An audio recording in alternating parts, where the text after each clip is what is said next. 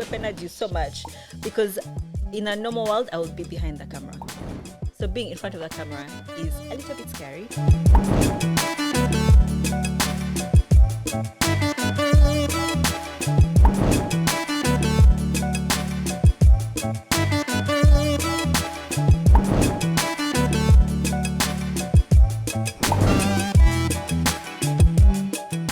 Hi everyone, welcome to our podcast. It's not therapy, but it might help because she knows best. Finally, we're doing it. Finally. We're here. Finally. You have begged and you have pleaded and you have threatened. And here I am. Afsa. Yeah, You're making this seem like, okay. But this was no, of course, it was a mutual understanding. After you kwepened me for many years. Yeah. For many years. Exactly. Yeah. But we're here. What naked Nzuno. We're here. Nzuno, we're here, we're seated. Uh-huh. And we are going to talk about very many different things. Yeah. We have a lot to talk about. Or at least we think we have a lot to talk about. I mean, we always do have a lot to talk about. So we figured, it's the same typical thing of we have conversations together and we're like, this should be a podcast. It should be a podcast. So now we're also giving it to you. We're giving you guys the podcast we wished we had. So yeah, welcome. I equip energy so much because in a normal world, I would be behind the camera. So being in front of the camera is a little bit scary. I do most of the time think I know best, which is very true. It's not true that I know best all the time. It's not true that I know best all the time, but I do most of the time think I know best, which is why I'm here. But we'll see if it's true or not. Yeah. Yeah, but either way, it's going to be my opinion. It's going to be my point of view. I'm not saying I'm more on a moral high ground, but I just have some things to say. Yeah. And you have a good head on your shoulders, so I'm pretty sure your advice, your very auntie advice. Afsa is the auntie of all my younger siblings, of as in she's the auntie of all aunties. Like I am, by the the definition of we talk about the rich auntie. Yeah, Afsa gives rich auntie every day. If I had a tombstone, it would be she was the best auntie she could be. That is my goal in life. Love it. Yeah. I'm a Jill of all trades is how I like to describe myself. Jill of all trades. Jill of all trades. A Jill. A Jill. Jane. I'd say a Jill. Jane. Yeah, because it's Jack of all trades so and Jill of all trades. Okay, Jack and Jill. Ooh. A Jill of multiple trades. My background is in comms and policy, but I recently pivoted into global health. But still, I love the creative space. I'm exploring, new creative outlets at the moment. It was a really time to do this podcast now, yeah.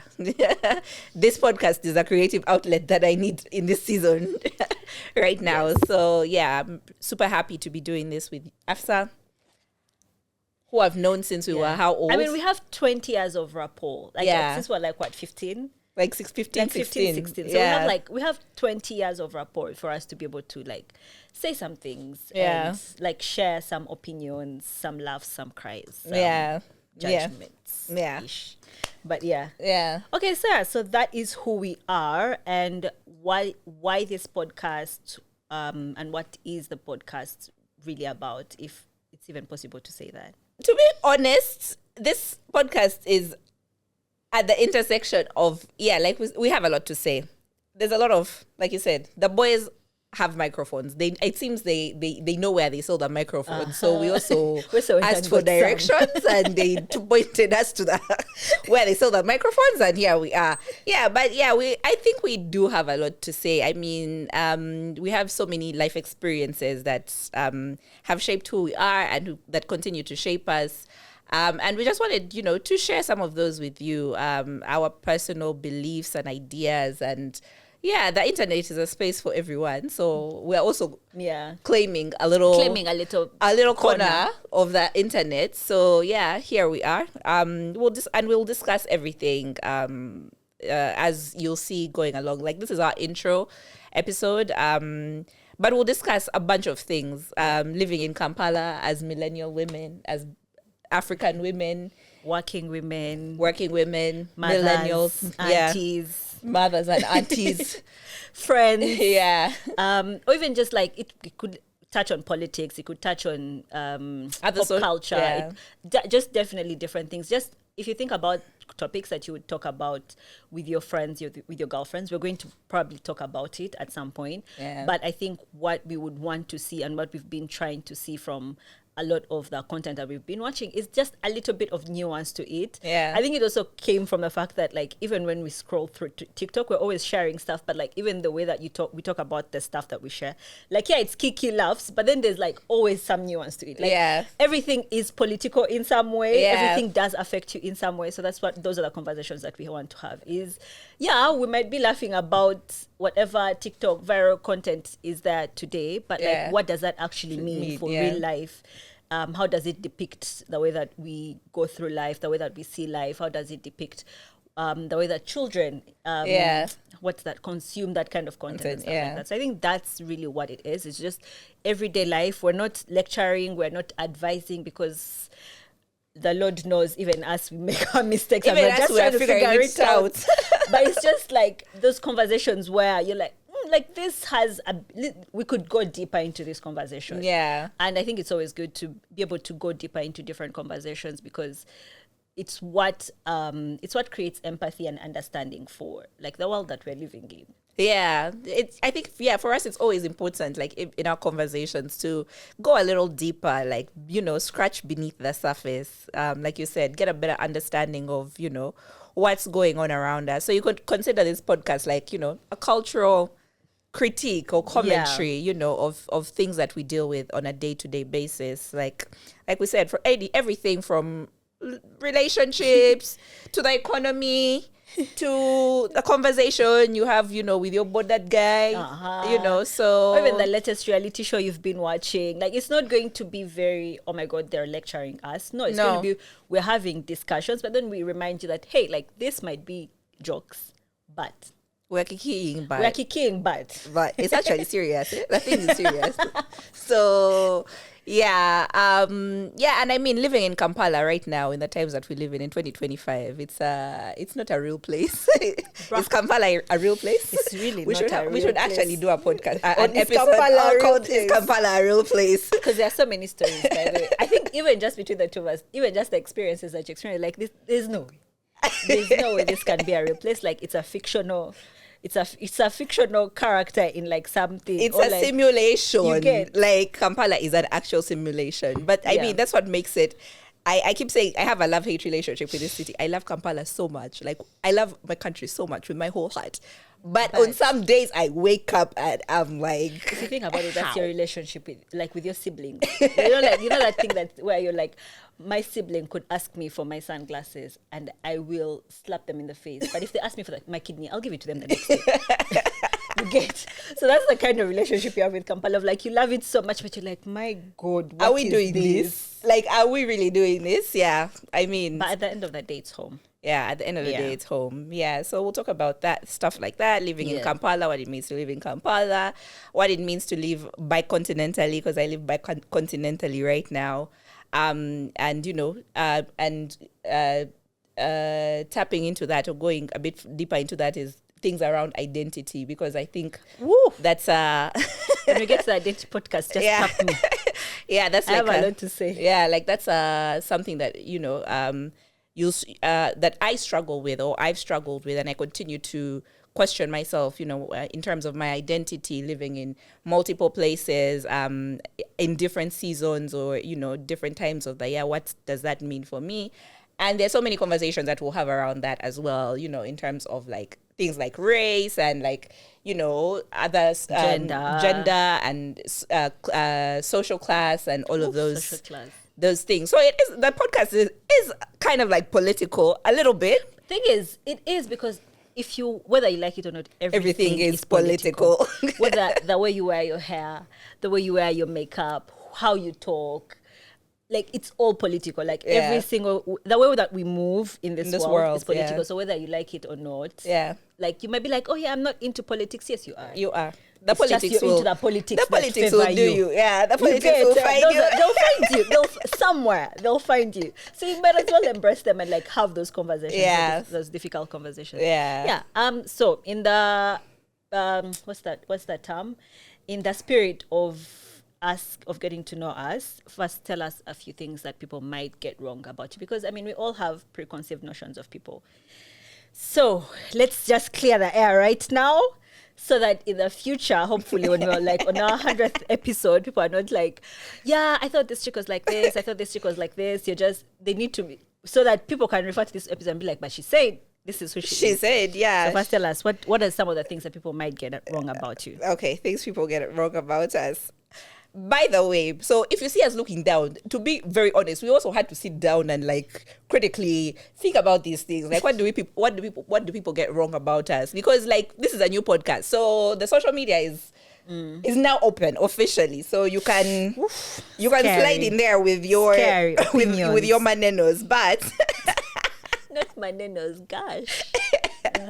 Okay, so things people get wrong about us. Saying we want better doesn't mean we hate men. We just like equality with our soft life. Pause on that. That one. I know where we're going with this one. Yeah.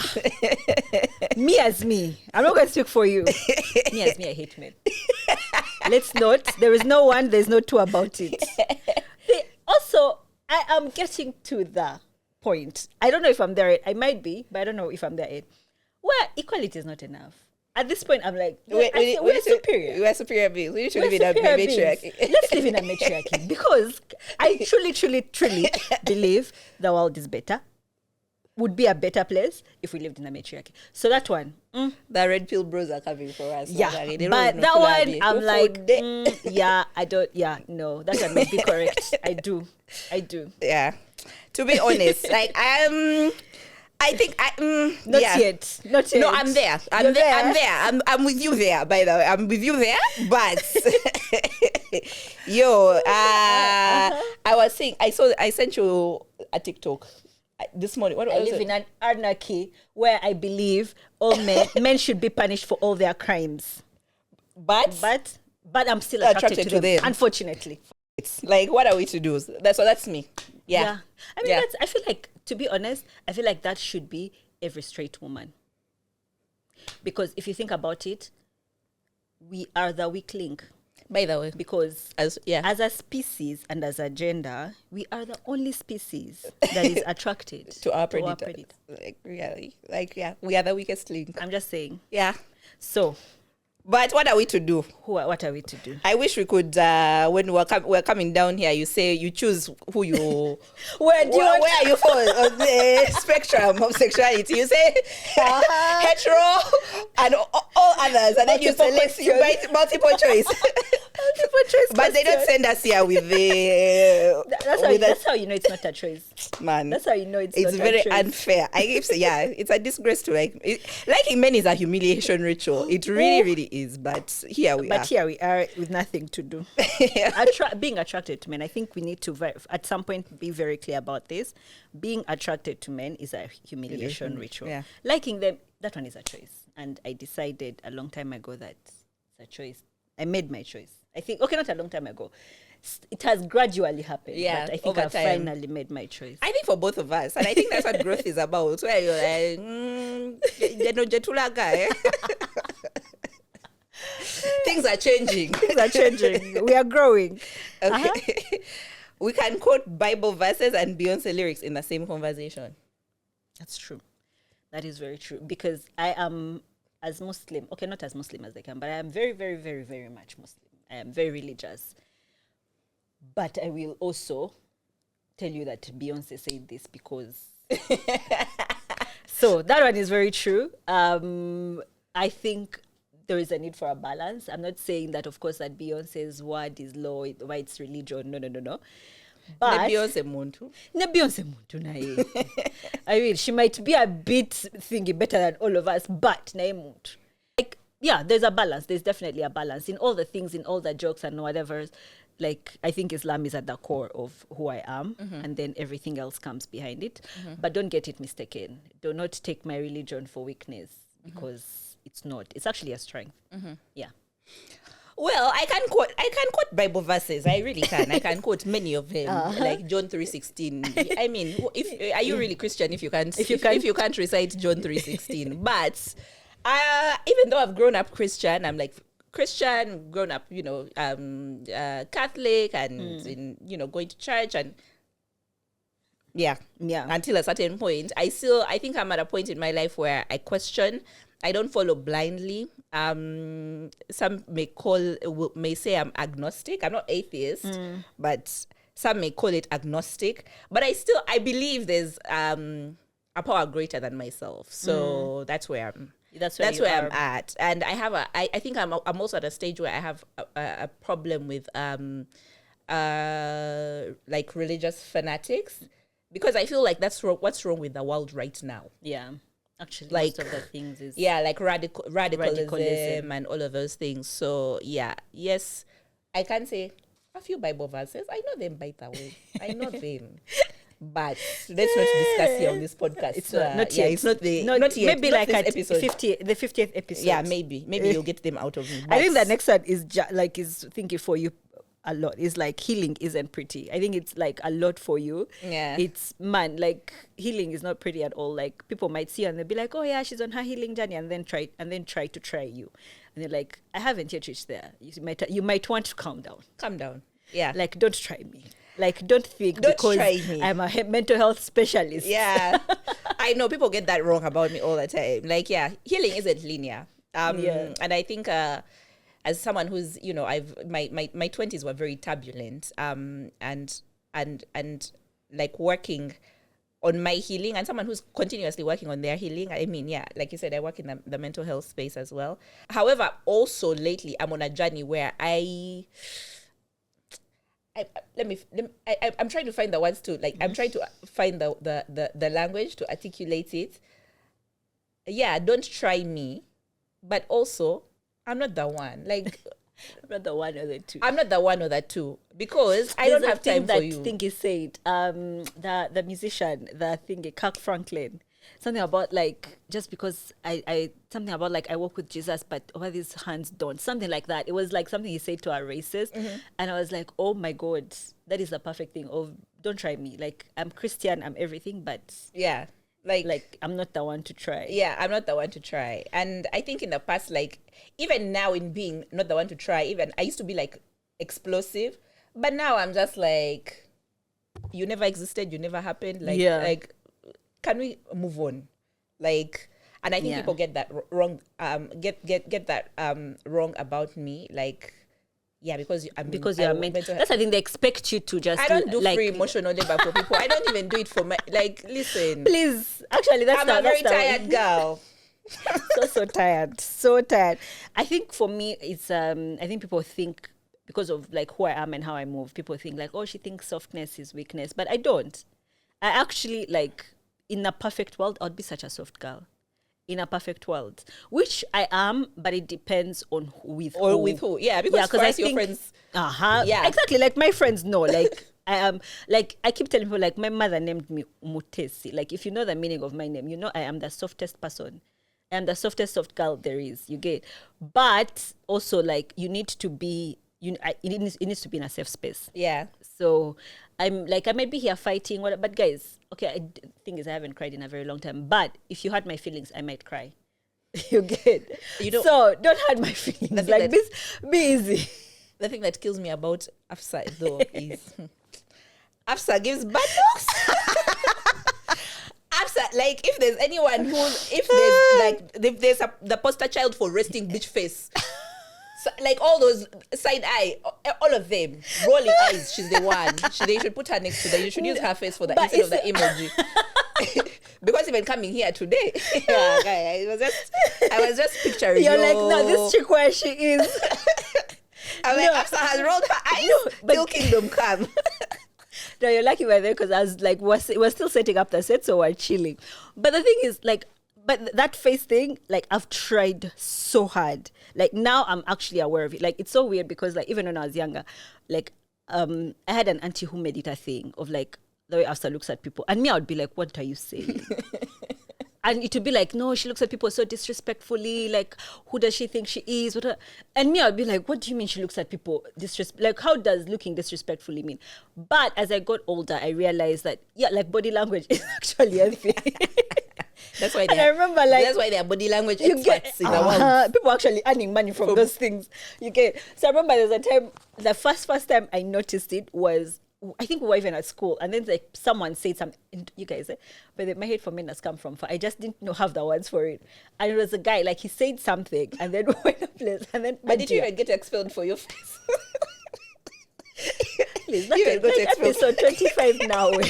Like 25. Let's not bring those things. Okay, so someone said, I remember there was something happening. Then a guy stands up and says something, and then Adia just looks at me, like I could literally feel her turn like this. And then she starts laughing. I'm like, why are you laughing? She's like, after I turned around to see that look on your face, and it was exactly what I thought it was going to be. But now I try to like control it. Like the other day I was on a panel, I was moderating a panel, and then I was with someone, and then literally one of the people I was with, because she's like a friend of mine, she texts me, she's like, after fix your face. Like, fix your face. But yeah, no, it's something that I'm definitely working on, because sometimes it's just, because people say stupid things. Yeah, people say dumb shit. Like, people say dumb shit, and you're like, but why did you say that? Like, there was really no reason. Really have to come out of your mouth. You get today. like, did it have to come out? You get like, did you have to say that out loud? Also, like, we all say dumb shit, but me, if I'm saying dumb shit, by the way, I'll say it to you.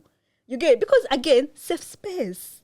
Like, I cannot go and just like publicize the dumb shit that I say just out there like that. So, yeah, anyways, like I said, I am a soft girl, guys. I am so soft. It's like, softness, by the way, is not weakness. It's just, I don't know what it is, but it's not weakness. But it also depends on who you're being soft with. Basically. Yeah, I mean, it's also, it's like, I mean, these are all buzzwords that have been overused the past couple of years, like vulnerability, like, but in the right environment and in the right context. But you people out there who encounter Afsa on a day-to-day because wow, if I had to encounter her facial expressions, guys, like you guys out there, I'm really, really, really trying to be better. So also, like, I feel like a lot of the people that are close to me now, even the guys that I work with, even them, like, you'll be just on and then they just tap you.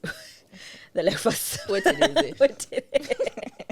The face is talking, because I don't talk much, especially when I'm in people. Like, I don't talk much. Like, here I'm a yapper, but it depends on who I'm with. Yeah, because if you find me on my normal days, you'll be like, she's so quiet. Some people have met Afsa.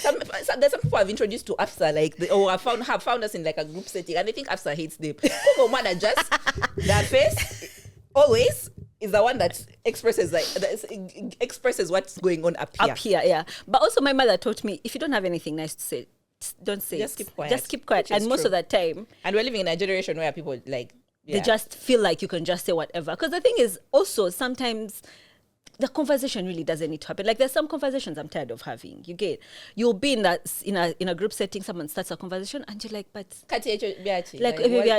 really, like, are we still having that conversation? Or even the person you're having the conversation, the person who's having the conversation, you know for a fact they don't have the nuance to have this conversation. So you're going to have the conversation. It's going to be a very surface level conversation. You're going to start shouting at people, or you're going to start saying things you don't mean to. I'm like, what am I doing? Why did we even start? You get? So I just remove myself from situations, or I don't even engage. I just keep quiet. I hear you. Yeah. If my face is saying more than it should, you should be happy, because what would have come out in words would be words.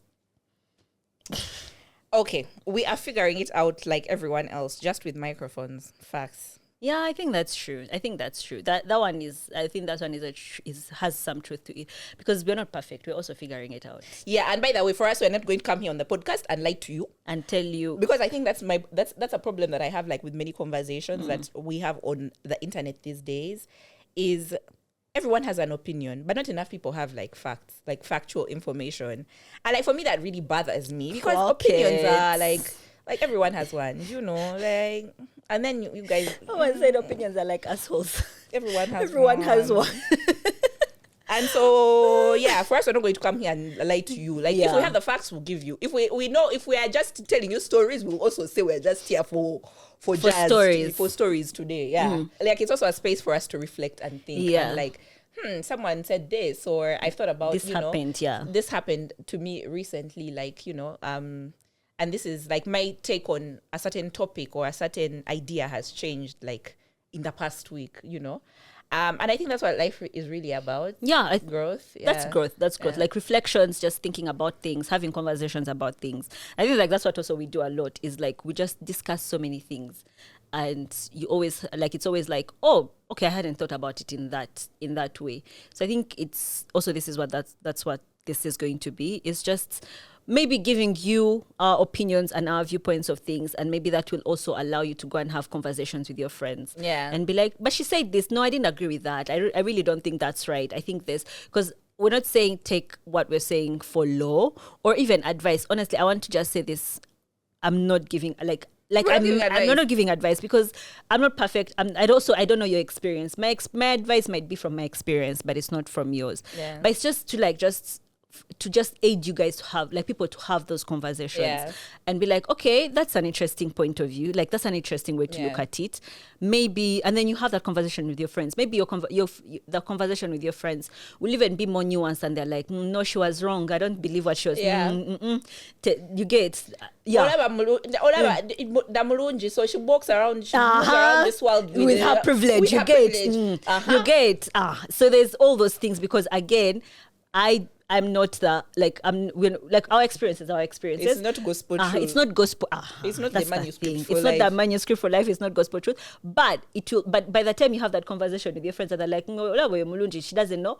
She's giving her point of view from this perspective. So now it means you'll also have that conversation of like, okay, if it's coming from the perspective of someone maybe innocent, or someone who maybe doesn't have as much money, or if someone who is much richer than her, me, I don't understand those problems. You get, and you're like, but maybe you get, like, just to have just a bit for your conversations to just be a bit more nuanced, not because we think it's always serious conversations. No, we are very unserious people also, but in our free time, in our leisure time, actually most of the time. But it's just that, like, when you have those more nuance, I feel like it also makes you more empathetic and more understanding of your friends, of people around you, of the world. You can't just, like, at the end of the day, you can't move in this world just by yourself and your experiences. Like, there's always people like you, because you have colleagues, you have friends, you have family members, you have in-laws, you have what.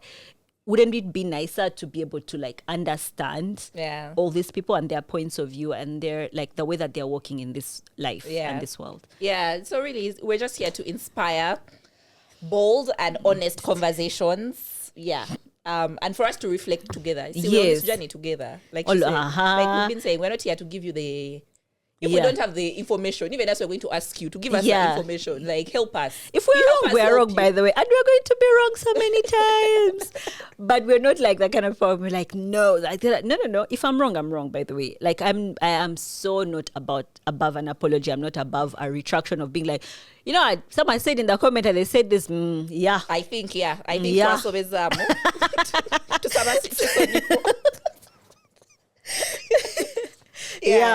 So welcome to the podcast, and at the end of the day, she knows best. You know on NTV, there's that segment on Luganda News called Zungulu.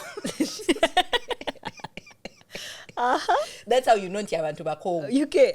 So they were talking about the NRM primaries, the election primaries. Hey, guys are tired. Woo, guys are tired. So they were talking about how guys rigged votes.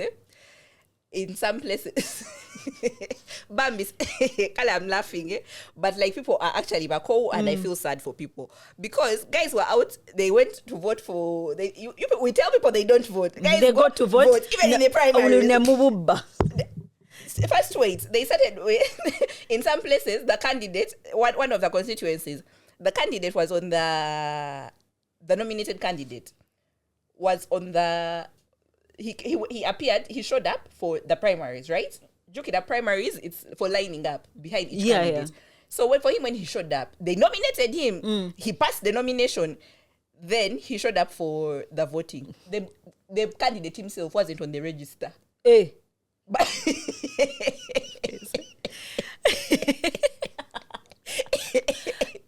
oh my God.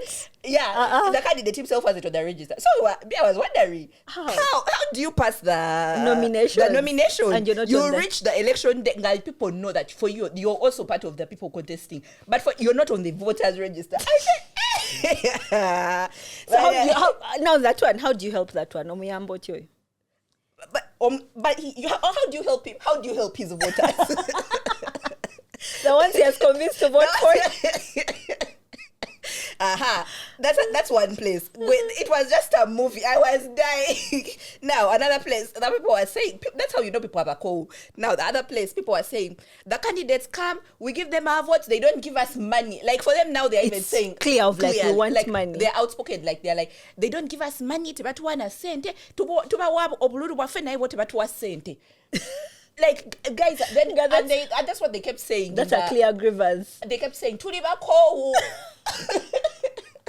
I said what? But like it just goes to show like the state of like the general like sentiment or like the general what people are feeling right now. And I feel like there's so many instances just like that.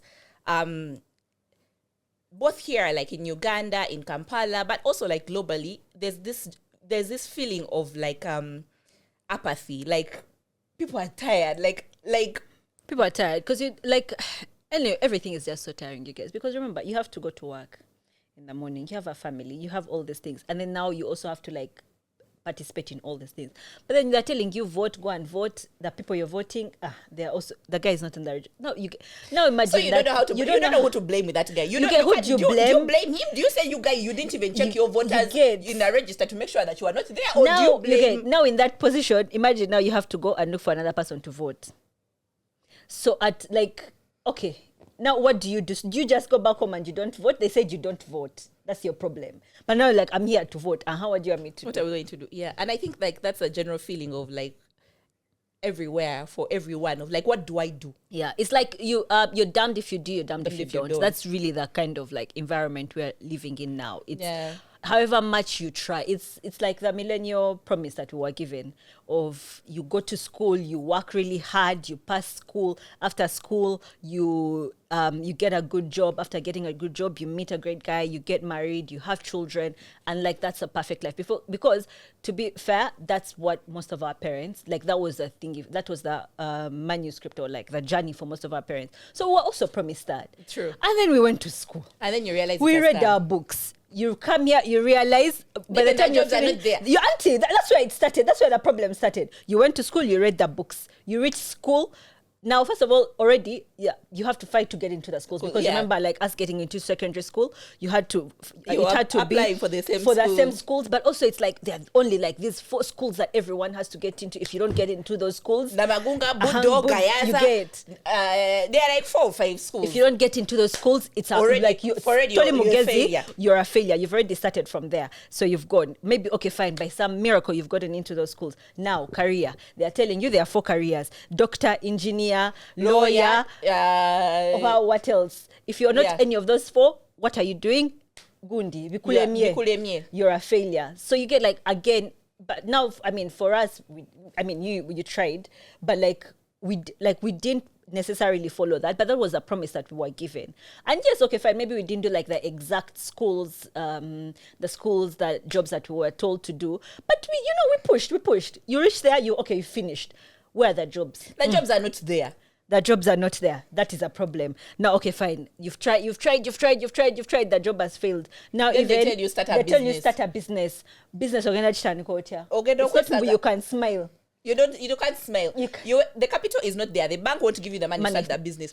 Every day URA is on your neck like this. It's a chokehold. But even then, even to start that business, for you to get those jobs and those contracts and those thingies, there's a guy who they're already giving. Exactly. If you don't know anyone there, no one is going to give that job. So again, I think like the thing is like, you're damned if you do, you're damned if you don't, because the things that you told me to do, I have done.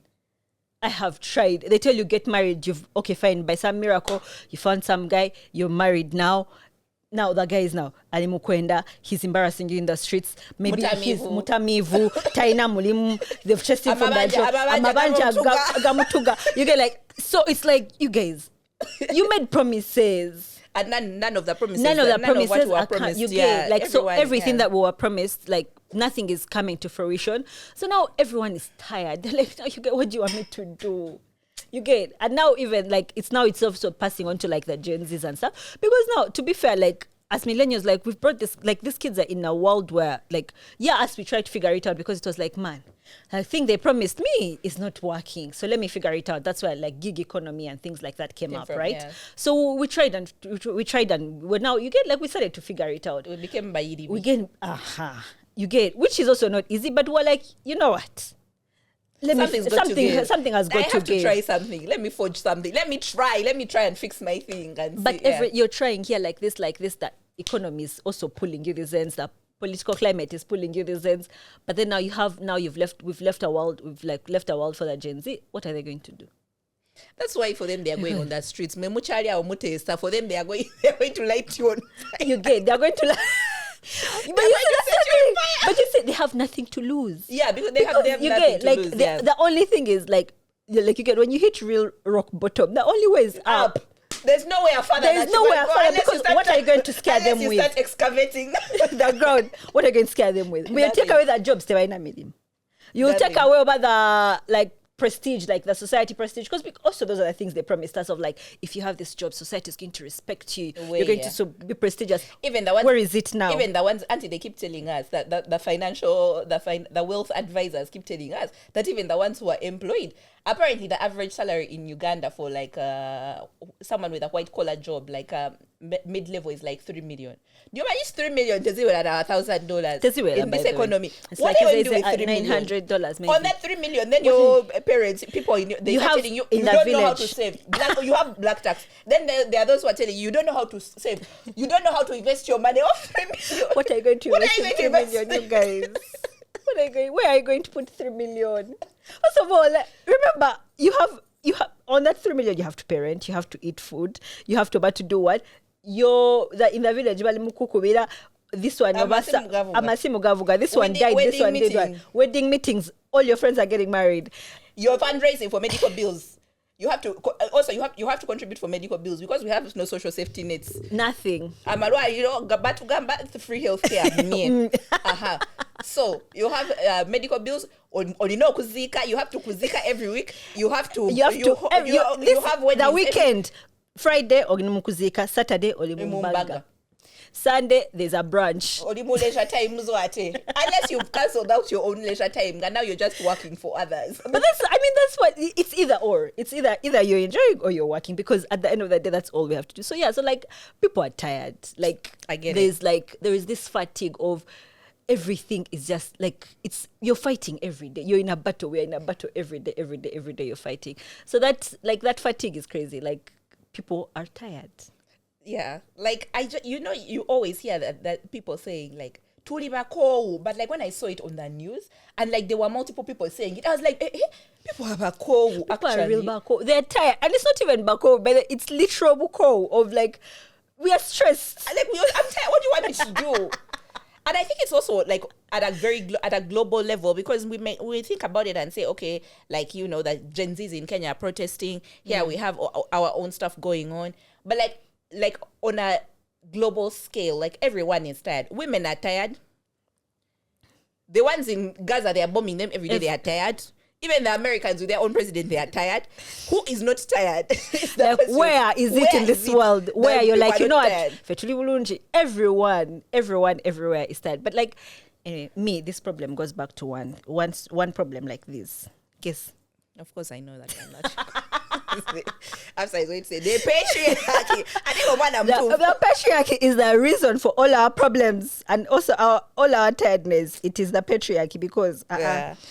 But like that, like you touched on something like that, like that rage, like the buko and that rage that people have right now, like we're seeing how it's like translating into like our interpersonal relationships, like our day-to-day relationships, like we've said, like your relationships with your family, like romantic relationships, especially, that I really want to touch on, like friendships as well, like it's so.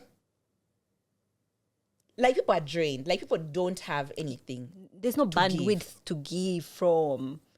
which is sad. Imagine if like now you see like everything we've just talked about. Like imagine you're going through that maybe in one day. Like you're trying to figure out your business. You try then there is maybe like as a woman, let me say as a woman, the business is struggling you. URA is here on your neck.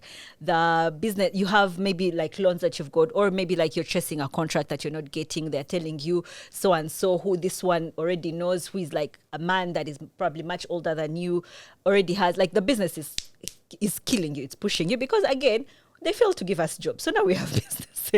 So our business is struggling. Everyone is an so you're entrepreneur. at work, the business is like you're suffering with your business. Then there is a man. You've just passed by the road. The other guy decided to catcall you. Or he has decided to grope you. Or he has decided to tell you to smile. Mbu, smile, sweetie. Why aren't you smiling? Sekamo. You can. There is. Yeah, you have that. Then you're going. Now you have maybe you have to adjust up your look. You've switched on the news. You're watching the politics that's happening. You're seeing this one stole money from here. This one did this. This one did this. And then you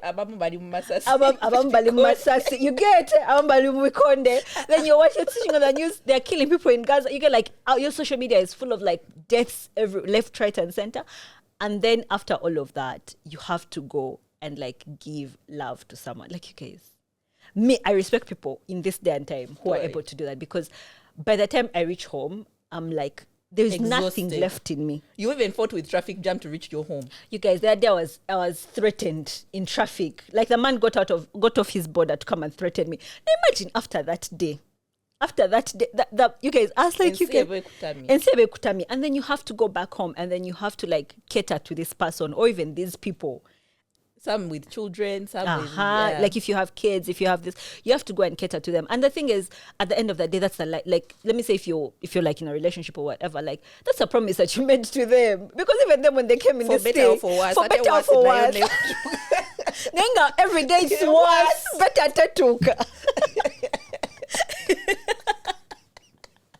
Every day it's just worse. It's just so I'm like that's the thing. Like it's really definitely taking a strain on relationships. So when you see like all of our friends and like people that we know and they're like relationships are struggling, like at some point you have to think about it and you'll be like, you know what? There is no other way. I get it because we're all in the same boat. We're all in the same boat. You really have there's no bandwidth.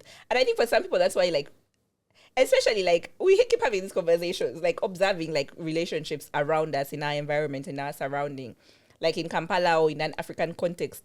People say relationships have become more transactional. There was a study that was done. I need to find that study. A study that was done around hypergamy, like in South Africa. What's hypergamy, first of all? Especially.